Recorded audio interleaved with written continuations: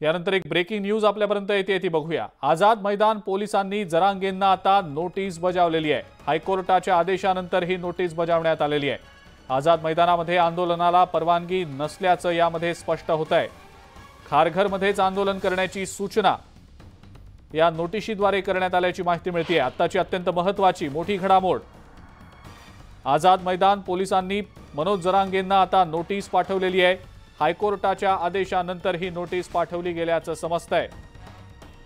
आझाद मैदानामध्ये आंदोलनाला परवानगी नसल्याची देखील माहिती मिळते। अधिक अपडेट या संदर्भातली आपण जाणून घेऊया। विशाल पाटील आपला प्रतिनिधी आपल्या सोबत आहे सध्या। विशाल, महत्त्वाची घडामोड आहे, काय अपडेट?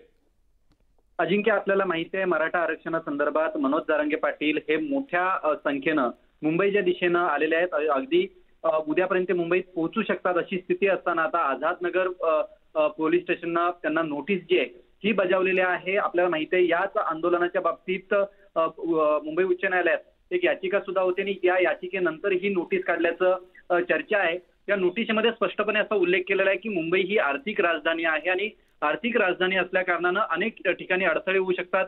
मुंबईच्या वाहतुकीवरती याचा परिणाम होऊ शकतो।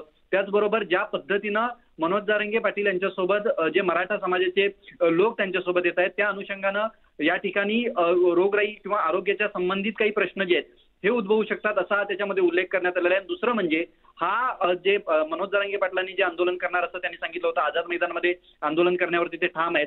याच अनुषंगानं त्यांनी खारघरमध्येच तुम्ही आंदोलन करावं, पर्यायी मैदान असल्याचा जे मैदान आहे त्याचा उल्लेख सुद्धा या नोटीसमध्ये केलेला आहे। मात्र दुसरीकडे जर आपण पाहायला गेलं, एकीकडे मनोज जरांगे पाटलांना आझाद मैदान पोलिसांनी हे नोटीस दिली आहे आणि दुसरं म्हणजे आजच आझाद मैदानामध्ये ज्या ठिकाणी हे उपोषण आणि आंदोलन सुरू असणार आहे त्या ठिकाणी मराठा क्रांती मोर्चाकडनं स्टेजचं बांधकाम सुद्धा जे आहे हे सुरू केलेलं आहे। त्यामुळे आता पोलीस विरुद्ध मनोज जरांगे पाटील असा संघर्ष जो आहे हा आपल्याला पाहायला मिळू शकतो। त्यामुळे आता मनोज जरांगे पाटील यांची या नोटीसीनंतर काय प्रतिक्रिया येते हे पाहणं अधिक महत्त्वाचं असणार आहे। मात्र या घडीला आझाद मैदान पोलिसांनी थेट मनोज जरांगे पाटलांनाच ही नोटीस बजावलेली आहे। अजिंक्य, विशाल, धन्यवाद सविस्तर माहिती दिली त्याबद्दल।